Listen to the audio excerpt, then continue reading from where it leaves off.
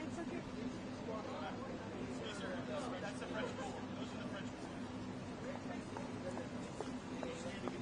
It's going over? Yes. Okay.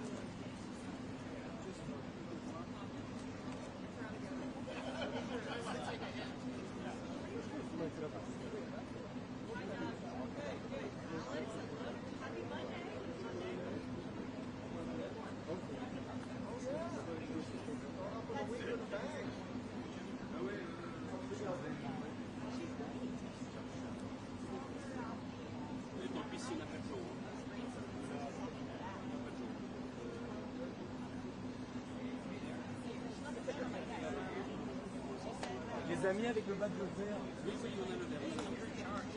On passe là-bas, en bas.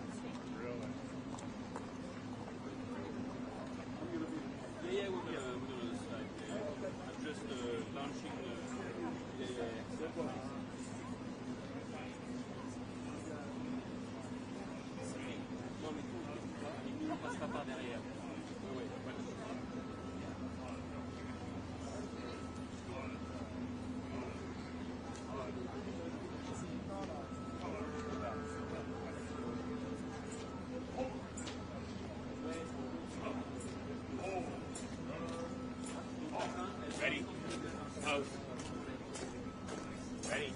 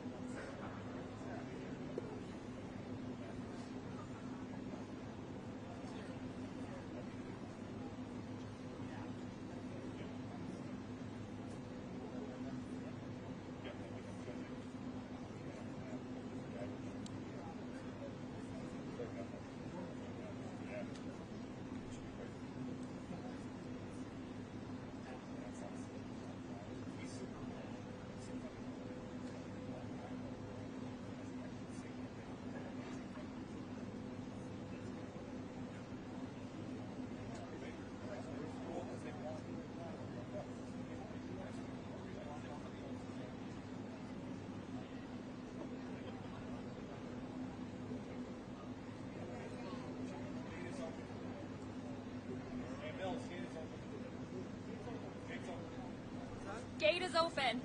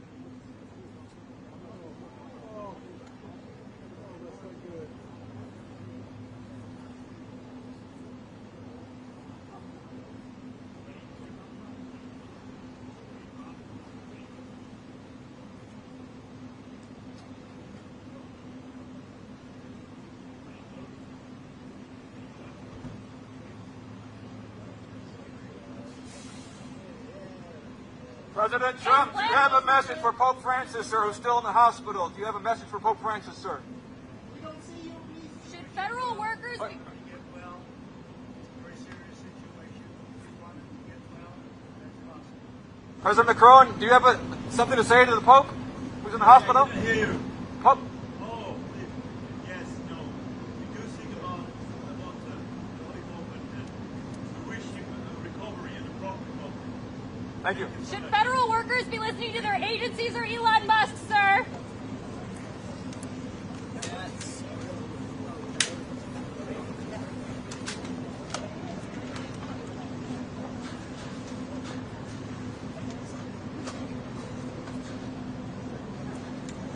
All right. Thank you, buddy. Oh, good. Thank goodness that flag went straight back. Thank you. As soon as he pulled the flag back, it was good. I got him all.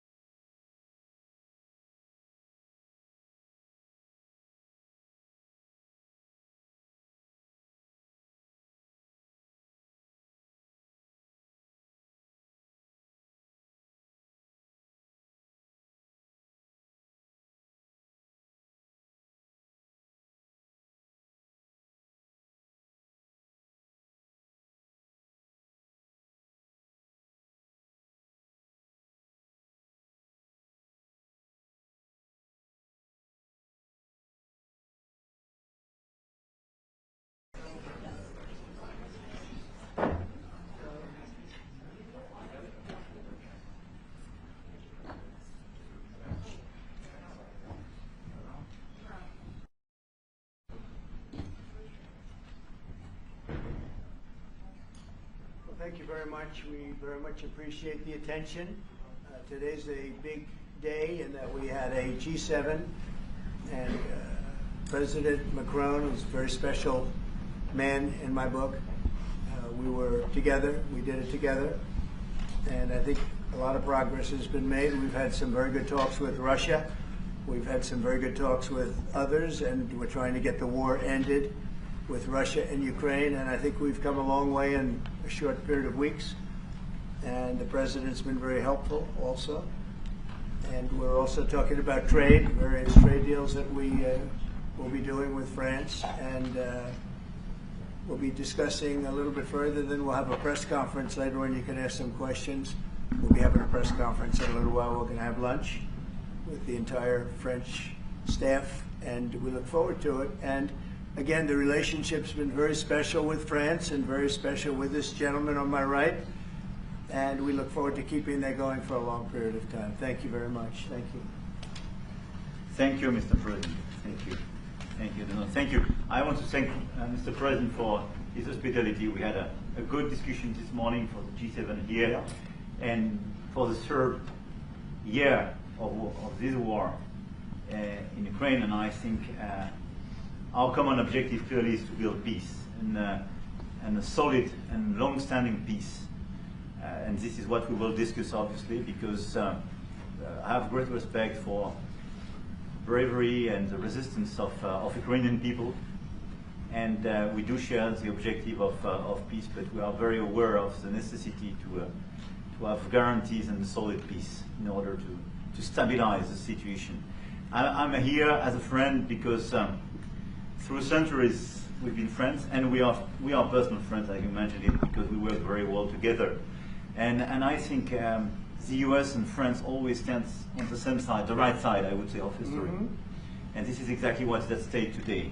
And this is a very important moment for Europe as well. And I'm here as well after discussions with all my colleagues to say that Europe is willing to step up, to be a stronger partner, to do more in defense and security for this continent, and as well to be a reliable partner and to be engaged on trade, economy, investment in a lot of topics. So I'm very excited by the discussion we will have, and obviously we will follow up.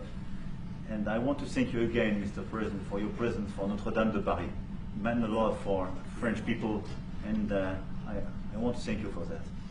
That's the cathedral, and they've done a fantastic job. The president's done a great job in bringing it back. That was a terrible thing, like, what, 5 years ago? Yeah. Watching that burn was a very horrible sight, and you've done a fantastic job in bringing it back, so I congratulate you. Thank you for being here. Thank you very much. Anybody want to ask a question or two? Is that a foolish question? Reached an agreement with the Ukrainians on the critical minerals deal. It looks like we're getting very close. The deal's being worked on, and we're, I think, getting very close to getting an agreement where we get our money back over a period of time. But it also gives us something where I think it's very beneficial to their economy, to them as a country. But, you know, we're in for $350 billion. How we got there, I don't know, but that's a lot of money, a lot of money invested, and we had nothing to show for it. And it was the Biden administration's fault. The Europeans are in for about $100 billion, and they do it as in the form of a loan. And the Europeans have been great on this issue. They understood it wasn't fair, and we were able to work something out. But with the Ukrainians, I think I can say that we're very close. Scott's around here someplace, and I think we can say that we're very, hi Scott, I think we're very close. Do you have something to say about that, Scott? We are very close. Good. 1 yard line. All right, good. Mr. President, any security guarantees for Ukraine? What? Would a minerals deal include a security guarantee for Ukraine? Well, it'll be, Europe is going to make sure that nothing happens. I don't think it's going to be much of a problem. I think once we settle, there's going to be no more war in Ukraine, and you're not going to have it. It's not going to be a very big problem. That's going to be the least of it. So the Greek media reporting that the U.S. has agreed to shut down a military base in Greece that's been a logistical hub for NATO. That who shut down? That the U.S. has agreed to shut it down at the request of Turkey and Russia. Is that all true? Marco, do you have anything to say? Well, sure, that's a no. That's a no. Mr. President, Monsieur Is it a President. no? You said? It's a no, sir. It's not a correct story.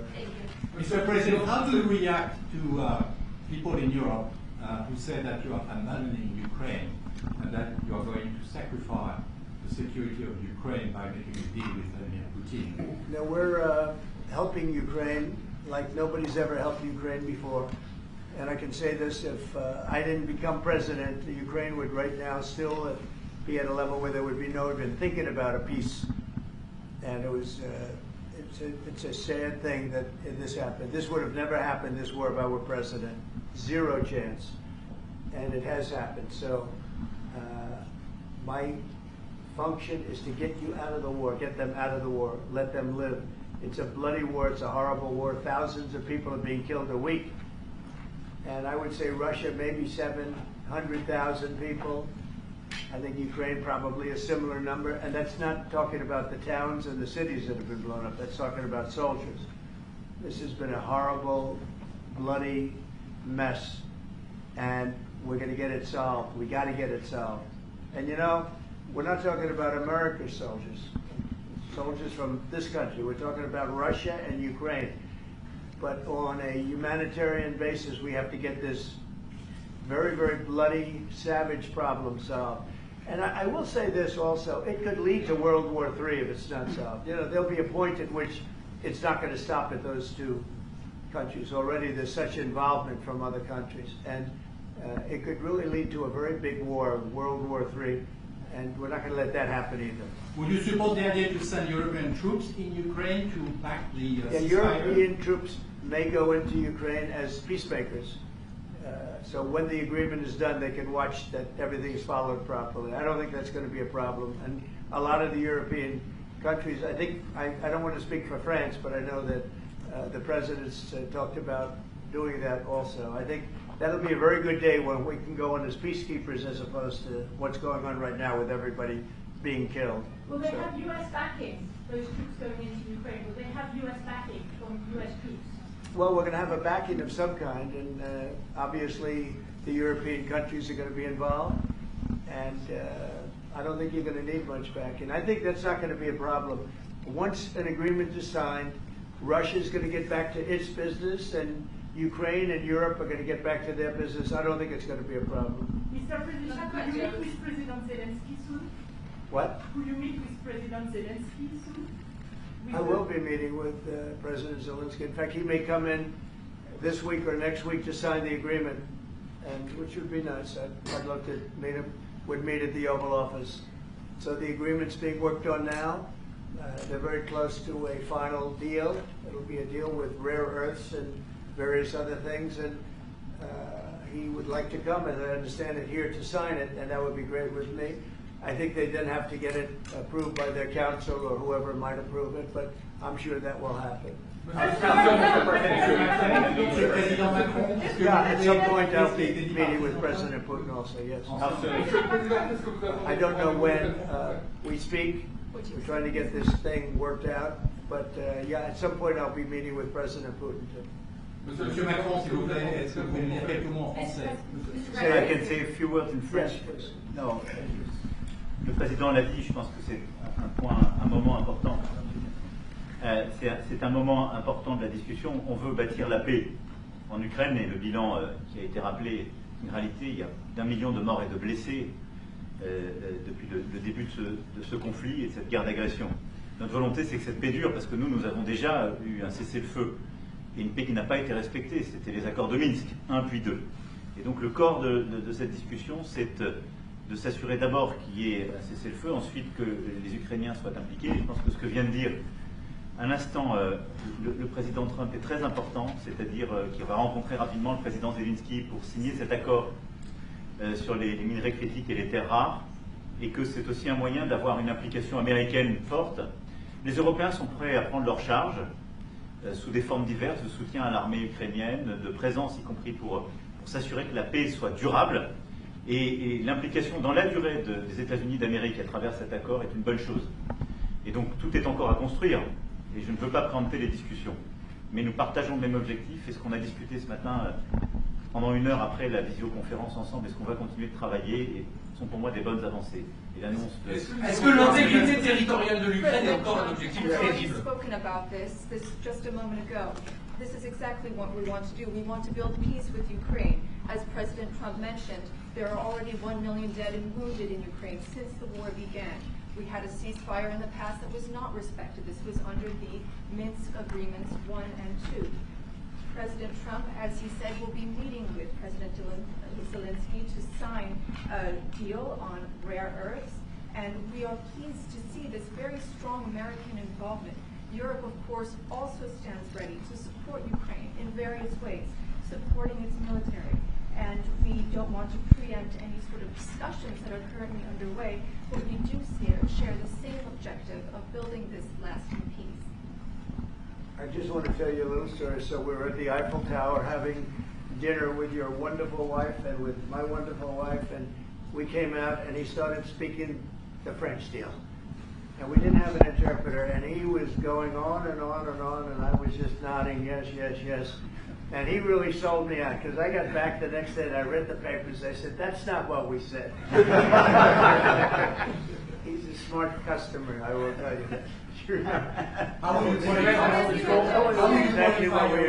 President, to call Zelensky a dictator, would you use the same words regarding Putin? I don't use those words lightly. I think that we're going to see how it all works out. Let's see what happens.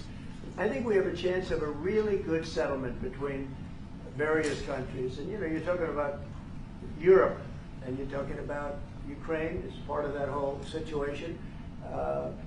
The other side has a lot of support also. So let's see how it all works out. It might work out. Look, you can never make up lives. The one thing you can make up the money, but you can't make up the lives. A lot of lives lost. I think probably a lot more lives than people are talking about. It's been a rough war, but I think we're close to getting it solved. Go ahead. Do you think that DOGE could benefit from more streamlined communications? There was that email telling employees to give 5 things that they've done last week. Agency heads then told people to ignore it. You're talking about the last email that was sent, where he wanted to know what you did this week. You know why he wanted that, by the way? I thought it was great, because we have people that don't show up to work and nobody even knows if they work for the government. So by asking the question, tell us what you did this week, what he's doing is saying, are you actually working? And then if you don't answer, like you're sort of semi-fired or you're fired, because a lot of people are not answering because they don't even exist. They're trying to, that's how badly various parts of our government were run by, and especially by this last group. So what they're doing is they're trying to find out who's working for the government. Are we paying other people that aren't working? And, you know, where is all this? Where's the money going? We have found hundreds of billions of dollars of fraud so far, and we've just started. We're actually going to Fort Knox to see if the gold is there, because maybe somebody stole the gold. Tons of gold. So I think it was actually, there was a lot of genius in sending it. We're trying to find out if people are working. And so we're sending a letter to people, please tell us what you did last week. If people don't respond, it's very possible that there is no such person or they're not working. Some of the agency heads instructed their employees not to respond. They were waiting on further guidance, but Elon Musk's tweet said a failure to respond would be taken as a resignation. So there's been a disconnect in communications. Yeah. Are you concerned at all about that? No. That was done in a friendly manner. Only things such as perhaps Marco at State Department, where they have very confidential things, or the FBI, where they're working on confidential things. And they don't mean that in any way combatively with Elon. They're just saying there are some people that you don't want to really have them tell you what they're working on last week. But other than that, I think everyone thought it was a pretty ingenious idea. We have to find out where these people are. Who are they? And we said, if you don't respond, we assume you're not around. And that holds, that stands. And you're not getting paid anymore, too. So, you know, we're doing a real job. And we just had a poll come out, I guess the Harvard poll, saying that it's massively popular what we're doing. Mr. President, do you still believe in NATO, in the alliance between Europe and America in NATO? Are you going to go to the summit in June? Very much involved in this. When I first got elected at the very beginning, first term, I got hundreds of billions of dollars put into NATO. NATO had no money. because they hadn't paid for years. And I said, look, if you don't pay, and we're not going to be a part of NATO, we're not going to protect, we're not going to do what we're supposed to do. And we took in hundreds of billions of dollars into NATO. No, NATO is a good thing if it's done properly and if it's used properly. Mr. President, in these days you speak a lot about tariff in Canada, in Mexico, and in Europe. I want to know what is your idea about Italy, if you want to make the same thing. What? Can you talk up a little bit? In these days. No, louder. Can you talk a little louder? You have a beautiful voice, but you're not. In these days you speak. Where are you from? Italy. From Italy. Oh, I love Italy. Go ahead. I want to know if you have the same idea with Italy about tariffs. Well, look, I love Italy, and Italy is a very important nation. We have a wonderful woman as your leader, and she was on the conversation today, one that we had, the G7. And no, I think Italy is doing very well. I think Italy's got very strong leadership with Georgia. Monsieur le Président, qu'est-ce que vous répondez au président Trump qui a dit que les Français et les Britanniques n'avaient pas Any other questions? Yes, ma'am.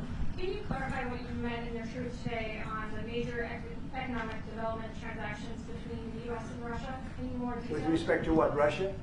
In solving the peace deal, you said there will be major economic development transactions which will take place between the United States and Russia. Yeah, we're trying to do some economic development deals. They have a lot of things that we want, and we'll see. I mean, I don't know if that will come to fruition, but we'd love to be able to do that if we could. You know, they have massive rare earth. It's a very large, it's actually the largest in terms of land. It's by far the largest country.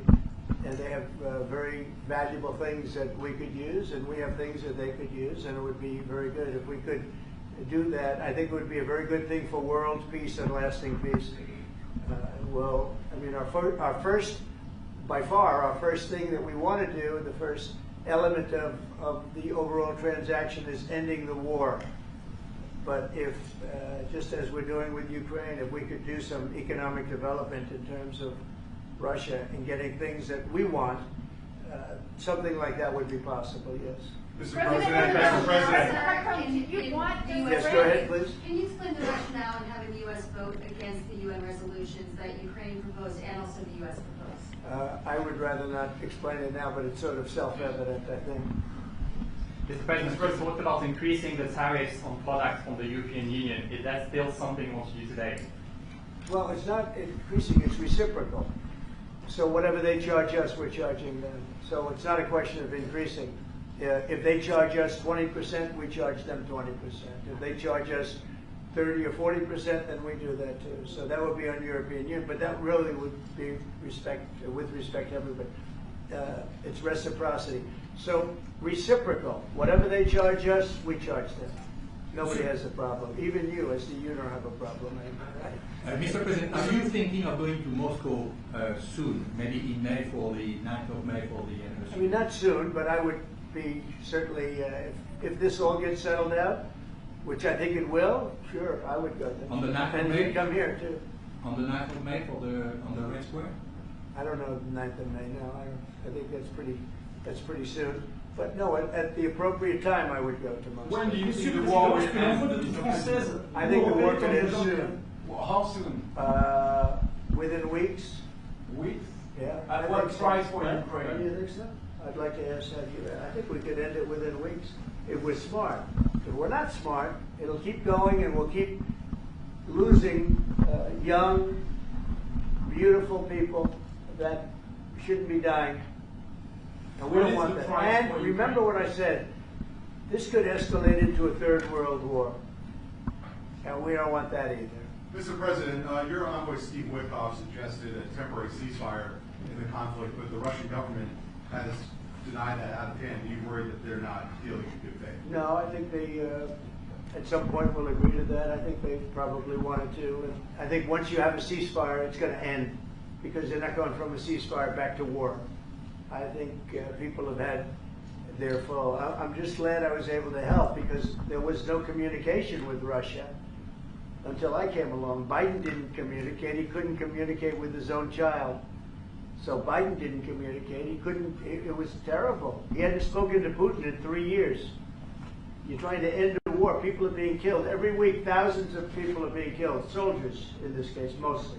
Also towns, you know, as missiles go in and back and forth. No, it's a shame. This should have never happened. This is a very sad, this is going to go down in the history books. This is a very sad moment because that should have been stopped. That should have never started. And if it did start, it should have stopped the first week, not 3 years later. Okay? Je vais répondre, M. Olomi, juste, je pense que plusieurs questions de votre collègue qui ont été posées en français et qui rejoignent les questions posées par les collègues américains. D'abord, cette discussion est utile et construire la paix est une nécessité. La deuxième chose, c'est qu'il y a aujourd'hui une capacité de dissuasion qui est restaurée et que c'est ce que veut dire le président Trump quand il dit qu'il n'y aura plus de problème. Je pense que la force du réengagement américain aujourd'hui, c'est en quelque sorte l'incertitude aussi pour le président Poutine. Et donc il y a une capacité de dissuasion qui est là, qui permet de sceller d'abord sans doute une trêve, la capacité à vérifier que cette trêve est respectée, et ensuite un accord de paix qui permettra de reconstruire l'Ukraine, mais de lui apporter aussi les garanties de sécurité. Dans le cadre de ces garanties de sécurité, nous pensons que nous avons notre rôle à jouer. Et donc, on verra à ce moment-là de la discussion, je ne veux pas la préempter, ce qui est nécessaire pour que l'Ukraine puisse rester un pays souverain. Et d'ailleurs, dans les discussions entre l'Ukraine et les États-Unis d'Amérique, il y a cette question d'une souveraineté ukrainienne qui est respectée. Et donc, nous, ce que nous avons préparé, en particulier avec nos partenaires britanniques, dans le cadre d'un travail très étroit qu'on a mené ces dernières semaines, et partagé avec tous les pays européens et alliés qui sont prêts à s'y joindre, c'est l'idée de dire on est prêt à apporter ces garanties de sécurité. Les conditions, elles doivent en être définies. Elles doivent être définies par l'accord. Ça peut aller jusqu'à l'envoi, comme l'a dit le président, de troupes qui iront observer que la paix est bien respectée, qui iront se positionner, pas sur la ligne de front, pas pour justement, en quelque sorte, être dans le conflit, mais marquer une présence comme une garantie. Il y a d'autres moyens de soutenir, qui peuvent être des soutiens accrus et capacitaires à l'armée, des structures nouvelles.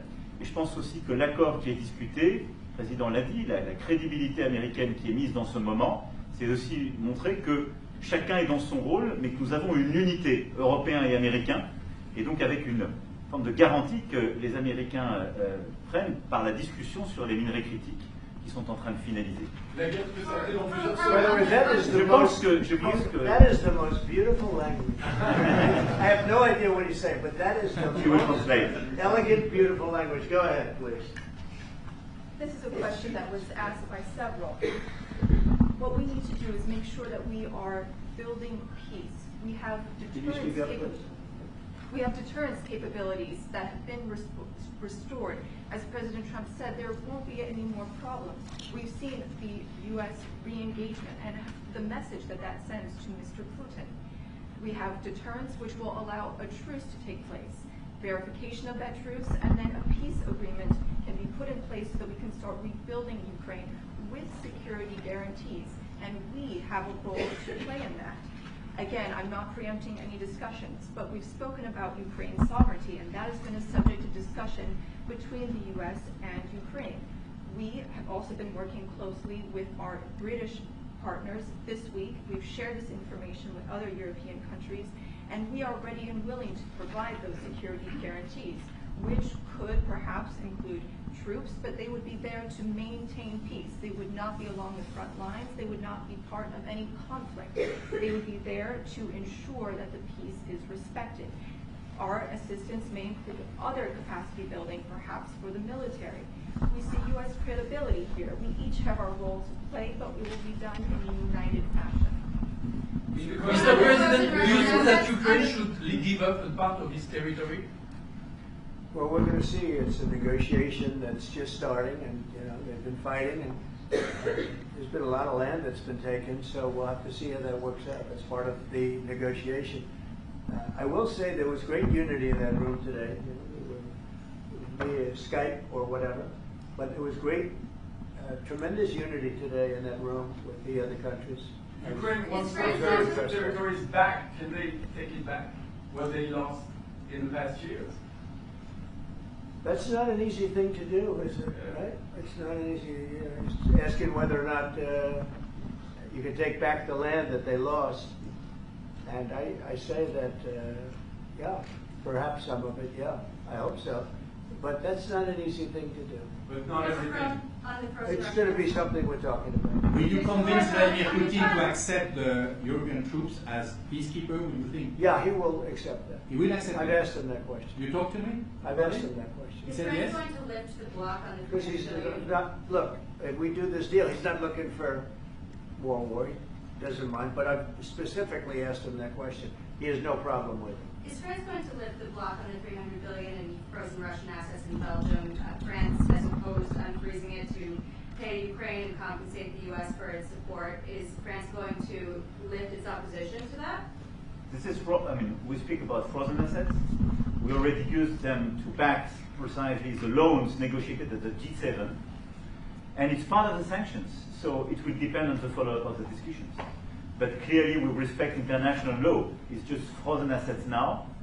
You can take the proceeds of the frozen assets, but you cannot take the assets themselves because it's not respecting international law, and we want to respect international How is law. one different than the other? If you can take the proceeds from it, how can you not take Because the it's very different. You keep the assets, you take the proceeds because they are paralyzed in a certain way. You take the proceeds during the wartime, but you keep the assets, and it's part of the negotiation at the end of the war. Because, this war costed all of us a lot of money. And this is the responsibility of Russia, because the aggressor is Russia. Should the US be So compensated? at the end of the day, this frozen asset should be part of the negotiation. All in all. Will France support the U.S. being compensated? I support the idea to have Ukraine first being compensated, because they are the ones who have lose a lot of their fellow citizens and being destroyed by these attacks. Second, all of those who paid for will be compensated, but not by Ukraine, by Russia, because they were the one to aggress. Again, just so you understand, Europe is loaning the money to Ukraine. They get their money back. No, in fact, to be frank, we paid 60% of the total effort, and it was through, like the US, loans, guarantee, grants, and we provided real money, to be clear. We have 230 billion frozen assets in Europe, Russian assets, but this is not as a collateral of a loan, because this is not our belonging. So they are frozen. If at the end of the day, in the negotiation we will have with Russia, they're ready to give it to us, super. It will be loan at the end of the day, and Russia will have paid for that. If you believe that, it's okay with me. Mr. President, If they get their money back, we don't, and now we do. But that's We only will fight fair. both. Mr. President, do you think Russia is the one that pays everybody back? Are they the aggressor? Well, we're negotiating everything, and everything's on the table, and we'll see if we can get some land back, and we'll see about a lot of different things. And we're going to be making a little speech and say a few words in a little while. We're going to have another meeting, a luncheon meeting, and we'll see you in about 2 hours. Okay? Thank you very much, everybody. Thank you, Fred. Thank you, Fred. Moving out. Moving out, Cameron. Thank you. Thank you. Thanks, guys.